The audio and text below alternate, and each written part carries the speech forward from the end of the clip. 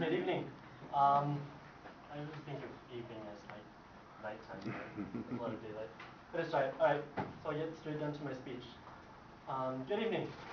A lot of people in the US think of China as the next rising superpower.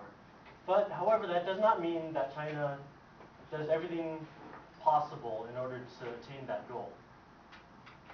Cedar Lane Middle School in America has recently accepted help from China in order to provide a Chinese language and culture class at no cost to the school. So China's basically paying the money to provide a class at Cedar Lane Middle School in order to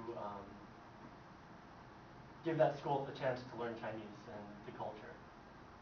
But besides Cedar Lane accepting that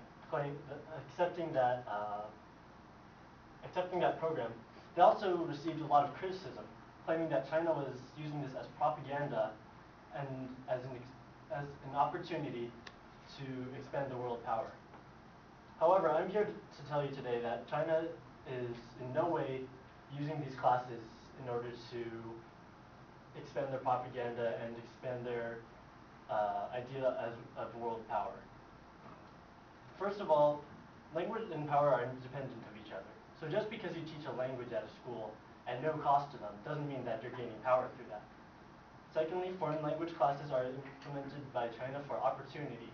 As everyone knows, then jobs are very much more easy to come by if you're multilingual.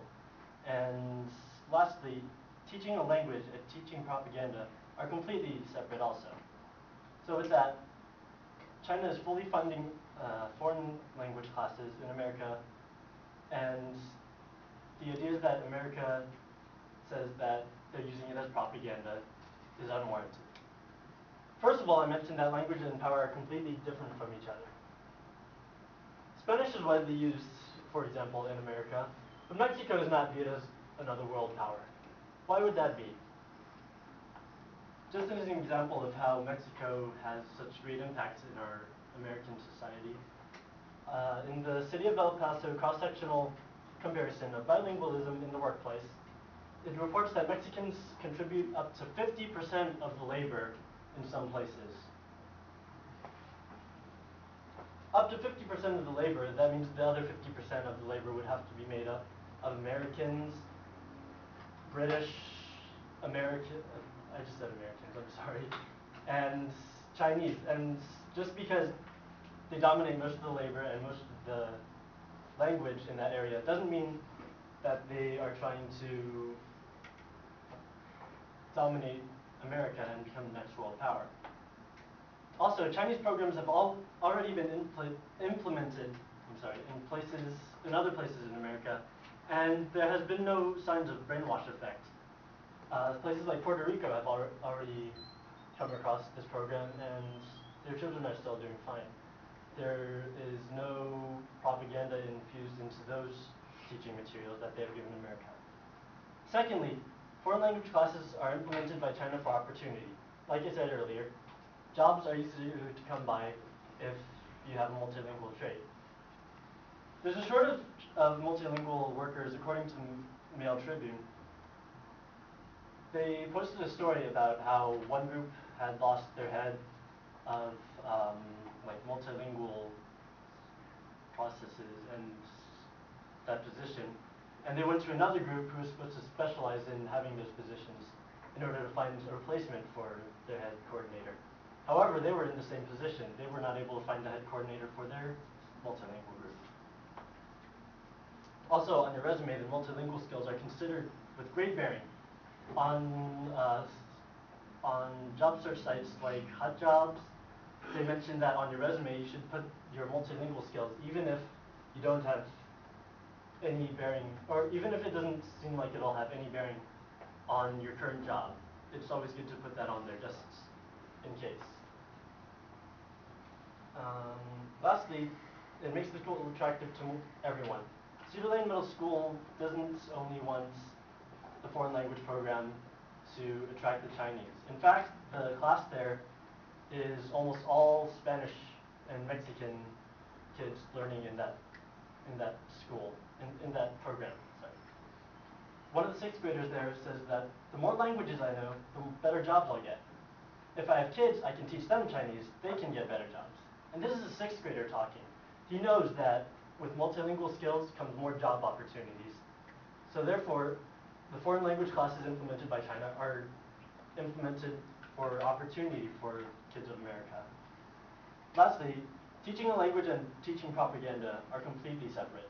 The Chinese are also vastly open to English, but it doesn't mean that the English are implementing propaganda into the Chinese system. It's kind of like an exchange. You learn from one another and you both benefit from it. America teaches English to Mexicans also in order to help them with job opportunity. We know that Mexico can be doing poorly at times, and the Americans teach them in order to give them more job opportunity and not to become more powerful. So in the end, China can be clearly seen that they're not using their fully funded foreign language classes in America for propaganda. Learning a language and gaining power is completely different, and so is teaching a language and teaching propaganda.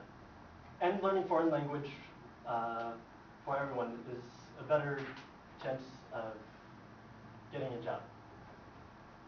So in the end, China is really not trying to implement propaganda here.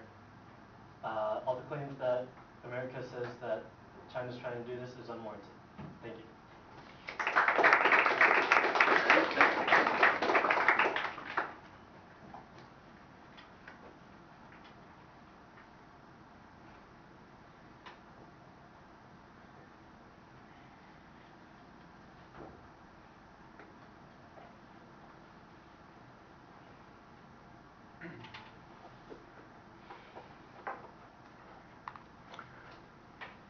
All right, David, the proposition is phrased with some negative terminology. You want to use the affirmative language there. I thought you had a good preview of what the contents were going to be. The background information is fine.